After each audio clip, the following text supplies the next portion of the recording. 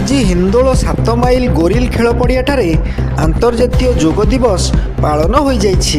एठारे जोग गुरु प्रदीप गुरुजी तांको सहित शिक्षक अरुण नायक, 7 माइल कॉलेज रो इंग्राजी अध्यापिका सोना नायक, युव समाजसेवी हेमंत कुमार भरद्वाज तथा हिंदोल विकास मंचर आवाहक समस्त मीडिया बंधु, हिंदोलर समस्त युववर्ग एवं सीनियर सिटीजेन जोग दिवसटी को अति सुंदर भावे पालन करा जायतिला।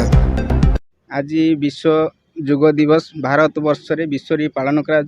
प्रथम ये जोग दिवस टी जुग जुग काल रही आसी।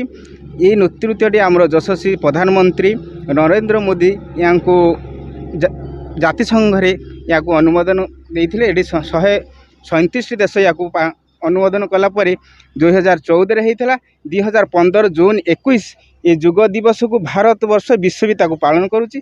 आज भारतर कण अनुकोण रे विश्व गुरु एवं जोग शिक्षा द्वारा किपरि भारत को सुस्थ समाज गठन करा जाई परिबो एवं सुस्थ सबल मनुष्य समाज गठन हेबो। या द्वारा कौन सत्य को जय करी हेबो। मोदी जी देखिले जदि भारत वर्ष रे ये जोग माध्यम रे एवं सुस्थ शरीर एवं सबु समाज एकत्रित होकर या आगू को नेबा एवं भारत वर्षर जीवन शैली को रोगमुक्त करवा ये तांकर चिंताधारा।